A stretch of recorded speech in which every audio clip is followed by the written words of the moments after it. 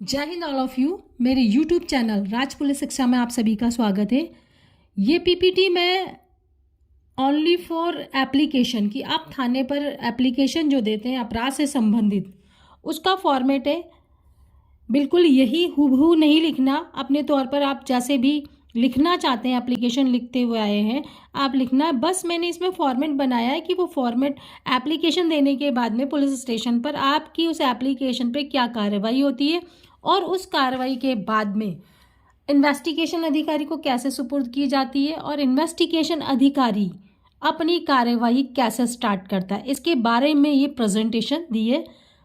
अब कुछ एग्जैक्ट तो नहीं बता सकती कि आप इसी तरह एप्लीकेशन दें, नहीं, मैंने ओनली फॉर्मेट बनाया हुआ है कि किस किस तरह से कार्रवाई की जाती है, इसका नॉलेज है बस।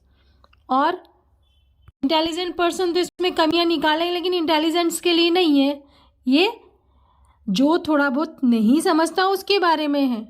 तो प्लीज़ मेरी इस पीपीटी को पूरा देखें।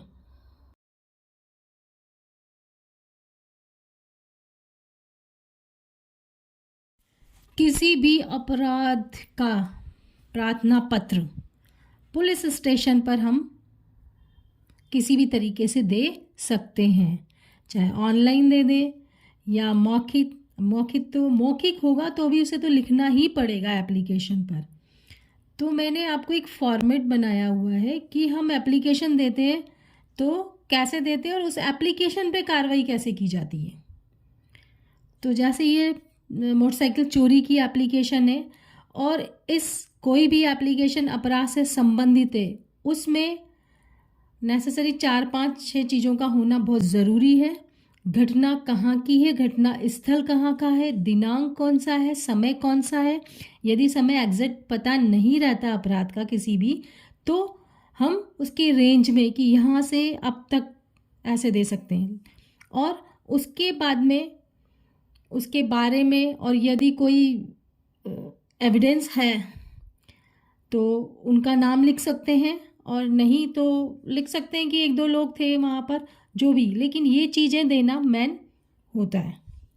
तो जैसे मैंने अभी आपको ये फॉर्मेट तैयार किया है कि चोरी की रिपोर्ट देना, तो मोटरसाइकिल चोरी की रिपोर्ट देने के लिए हम सेवा में श्रीमान, अब आपका कौन सा थाना लगता है, मीन आपके घर का नहीं, जहाँ पर वो घटना हुई है उस घटना स्थल का पुलिस स्टेशन कौन सा है।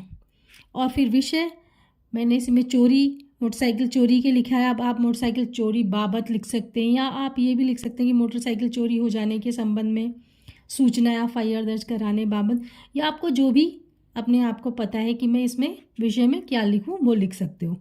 उसके बाद में महोदय, फिर इस तरह से आप एप्लीकेशन अपनी तौर पे भी बना सकते हैं, लेकिन घटना कहाँ की है वो लिखना ज़रूरी है। और जैसे बाइक चोरी हो गई, कौन से मॉडल की है, कौन सा कलर है, उसका रजिस्ट्रेशन नंबर क्या है, चेचिस नंबर, इंजन नंबर, ये सब देना है, और किस समय से किस समय के बीच में वो चोरी हुई है, ये चीज़ें हमें देनी है। यदि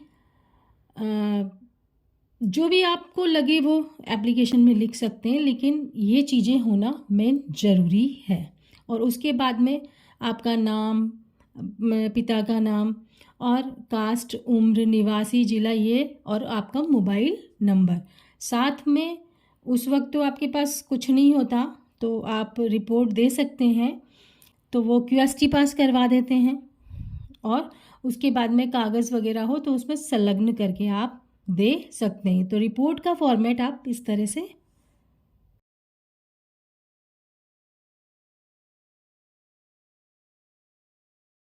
जैसे किसी भी अपराध से संबंध में आपने रिपोर्ट दी है, तो उसके बाद में उस रिपोर्ट पर पुलिस ने क्या कार्यवाही की है वो अपनी कार्यवाही लिखते हैं। उसे हम इंडोर्समेंट लगाना कहते हैं, और कार्यवाही पुलिस, उसी में सब कुछ आता है कि जो आपके साथ अपराध घटित हुआ है वो कौन सा सेक्शंस के अंतर्गत आता है, और ये जो इन्वेस्टिगेशन कौन सा ऑफिसर करेगा, उसके बारे में ये सारी चीज़ें कार्रवाई पुलिस में होती है कि थाना है, दिनांक है, समय कौन सा है, ये सारी चीज़ें। तो इसी तरह जिस तरह मैंने ये एक फॉर्मेट बनाया हुआ है, सब तरह इसी तरह से कार्रवाई की जाती है। बस हो सकता है कि कुछ लाइनों में अप एंड डाउन किया जाता है या अलग से कुछ ऐसा जोड़ा जाता है, और फिर अपराध से संबंध में जो भी चीज़ें होती है वो इसमें थोड़ी बहुत लिखी जाती है। ये चोरी से संबंधित है तो चोरी से संबंधित इस तरह से अलग अलग जगह के अलग अलग तरीके से ये लिखा जाता है, लेकिन कार्यवाही पुलिस हर एक लिखते हैं। तो देखिए, कार्यवाही पुलिस लिखा हुआ है, थाना जहां आपने रिपोर्ट दी है वो थाना अपना लिखेगा, दिनांक लिखेंगे और समय उनकी तरफ से लिखेंगे। फिर वो कह रहे हैं कि प्रमाणित किया जाता है कि फरियादी परिवादी आप हैं, आपका नाम आएगा, आपके पिता का नाम आएगा, जाति है, उम्र है, निवासी है, आपने ऑलरेडी आपकी एप्लीकेशन में लिखा है साइड में, तो वो इस तरह से लिख देंगे। और थाना जहां आप रहते हैं, रेजिडेंस जो का थाना यहाँ लगेगा, और ने उपस्थित थाना होकर, यानी आप उपस्थित रहे थाने पर, एक लिखित रिपोर्ट पेश की, आपने एक लिखित एप्लीकेशन दी जिसे शब्द ब शब्द पढ़कर सुनाई, आपको पढ़कर सुनाई और आपने लिखी भी है मजमून रिपोर्ट से। अब वो अपनी तरफ से कहते हैं कि इस रिपोर्ट से मामला धारा किसका बनता है? चोरी का। तो 379 चोरी का है, आईपीसी का वकू में आना पाया जाता है। अतः प्रकरण धारा उपरोक्त में, यानी धारा उपरोक्त यानी 379 में दर्ज कर अब ये अनुसंधान जिन भी आयोगों यानी इन्वेस्टिगेशन अधिकारी कौन से हैं उनका नाम लिखेंगे कि सुपुर्द किया जाकर प्रतियां एफआईआर सीसीटीएनएस पृथक से जारी की जाएगी। क्योंकि जैसे ही एंडोर्समेंट लगाएंगे तो उसके बाद में ऑनलाइन सीसीटीएनएस पर इसकी प्रविष्टि होगी और ऑनलाइन सीसीटीएनएस ही इसकी मुकदमा नंबर कौन सा आएगा वो जनरेट करके देंगे। और फिर इसमें एक लाइन और जोड़ते हैं कि प्रति निशुल्क एक प्रति किसको दी गई? फरियादी को दी गई। और इस तरह से ये कार्रवाई पुलिस का एंडोर्समेंट हर एक प्रार्थना पत्र जिस पर एफआईआर लॉज होनी है उस पर ये लिखी जाती है।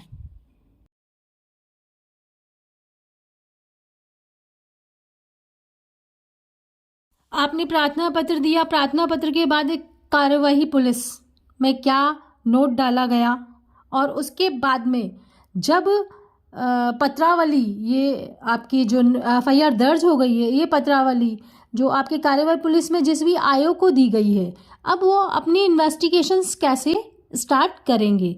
तो हमारे जो ऑनलाइन सीसीटीएनएस चल रहा है जिसमें एफआईआर ऑनलाइन हो रही है, बाकी सारे काम अब ऑनलाइन हो रहे हैं, तो वो अधिकारी इसकी सबसे पहले सीडी यानी केस डायरी होती है वो काटेगा। केस डायरी हर मुकदमे की अलग अलग होती है और केस डायरी का मतलब ये होता है कि जिस तरह हम अपनी डेली रूटीन की डायरी लिखते हैं ना, उसी तरह ये मुकदमे से संबंधित डायरी होती है कि आयोग कहाँ जा रहा है, कहाँ कहाँ तफ्तीश की है, क्या क्या बरामद किया है, या मीन पूरी हिस्ट्री उस केस की केस डायरी में ही लिखी जाती है। और जैसे ही वो स्टार्ट करता है लिखना डायरी और उसको क्लोज भी करना होता है, इसके अंदर ये रूल्स होता है। और नंबर भी होते हैं कि मैंने केस डायरी नंबर ये काटी है और आज दिन भर की कार्रवाई ये होकर बंद की गई, इस तरह से केस डायरी। तो इसका ये नमूना है कि आयोग जब इन्वेस्टिगेशन स्टार्ट करता है तो नंबर 1 सीडी यानी केस डायरी नंबर 1 में उसकी क्या क्या एंट्री होती है और वो अनिवार्य होती है हर मुकदमे की लिए। अलग अलग केस डायरी में हर एक चीज़ अलग अलग होती है, लेकिन स्टार्टिंग नंबर 1 केस डायरी के अंदर पहली एंट्री होती है कि केस डायरी प्रारंभ की गई और दूसरी एंट्री होती है जो मुकदमा उसे मिलता है उसकी हूबहू नकल होती है। और अब उसके बाद में जो भी कार्रवाई वो करता है कि अगर वो फरियादी वहाँ पर है उसके बयान ले लेगा, और अगर दिन का समय है तो नक्शा मौका बनाने चला जाएगा। जो भी जैसी भी सिचुएशन पर उसको वो एफआईआर प्राप्त होती है वो अपनी कार्रवाई स्टार्ट कर देता है।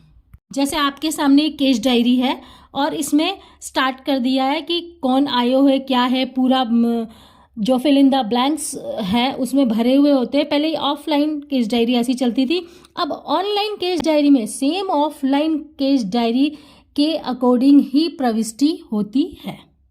अब आप इसमें देखेंगे कि पहले एफआईआर का है, उसके बाद में जो जो आयो ने काम किया, जैसे उसने पत्रावली अपने खुद के स्वयं सुपुर्द की ली। यस, पहले एफआईआर उसके पास आई और पत्रावली उसको मिली तो उसने सुपुर्द की ली। अब फरियादी वहीं पर ही है तो उसने 161 के बयान ले लिए उसके, और उसमें नोट डाल दिया, औरों के लिए भी कि हिदायत दे दी, और फिर उसके बाद में फरियादी को इसमें भेज दिया। उसके बाद में उसने फिर नोट डाल दिया कि भाई रात का समय है और नक्शा मौका नहीं बन सकता। ये सारी टोटल हिस्ट्री उस मुकदमे से संबंधित इसमें लिखी जाएगी। और देखो पर्चा 1 यानी केस डायरी को पर्चा भी कहते हैं, ये इसने एंट्री की है और लास्ट में इसने जब शाम को इसने इसे क्लोज कर दिया कि बंद डायरी, ये करना ज़रूरी है। अब इसकी जब भी इन्वेस्टिगेशन के लिए वो दूसरी डायरी का काटेगा तो नंबर डालेगा नंबर 2 डायरी। इस तरह से पता नहीं कितने केस डायरी पूरे मुकदमे में बन जाती है कि जब तक उसकी इन्वेस्टिगेशन करता है। केस डायरीज के लिए अलग से भी मैंने एक प्रेजेंटेशन तैयार की है, आप उसे देखें।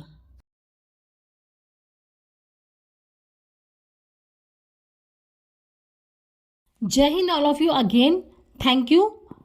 आपने मेरा ये वीडियो देखा, अब मुझे तो पता नहीं देखा भी है कि नहीं देखा, लेकिन मेरी तरफ से अपन थैंक यू कह देती हूँ। और यदि आपको अच्छा लगे तो लाइक करें, शेयर करें और सब्सक्राइब करें। इस चीज़ से मुझे मोटिवेशन मिलता है।